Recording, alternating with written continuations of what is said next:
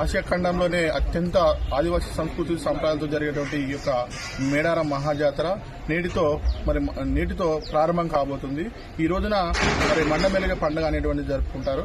ఈ మండమెలిగే పండుగ రోజున ఈ యొక్క పూజారులందరూ కూడా పూజారి కుటుంబాలందరూ కూడా తలంటు స్నానాలు చేసి నూతన వస్త్రాలు ధరించి ఈ యొక్క సమ్మక్కకు ఏదైతే పూజ చేసేటువంటి వస్తువులన్నీ కూడా తయారు చేసుకుని వచ్చేసి ఈ యొక్క సమ్మక్కకు మరి పూజ చేసిన అనంతరము గ్రామ పొలిమేరలో ఉన్నటువంటి పోషమ్మ మైసమ్మ పోలేరమ్మ కూడా మరి ఈ యొక్క పూజ చేస్తూ ఉంటారు. ఆ పూజలను చేసిన తర్వాత మరి గ్రామ పొలిమేరలో ద్వారస్తంభాలను మరి తోరణాలను కట్టి ఈ యొక్క జాతరకు సర్వం సిద్ధమని మేము ఈ యొక్క సూచిక అనేటువంటిది ఇవ్వడం జరుగుతుంది.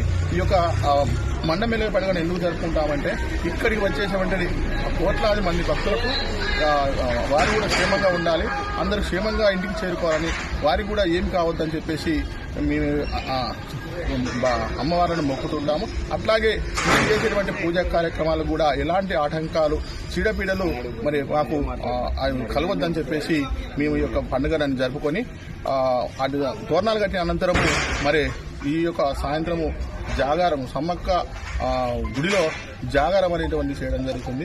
ఈ జాగారం చేసిన అనంతరం రేపు మరి ఊర్లో ఉన్నటువంటి గుడిలోకి మళ్ళీ అమ్మవారిని తీసుకురావడం అనేది జరుగుతూ ఉంటుంది. ఈ రోజు ఈ పండుగను మరి ఈ మేముగా జాతరకు సర్వం సిద్ధం అనేది సూచిగా చూస్తూ ఉంటాం.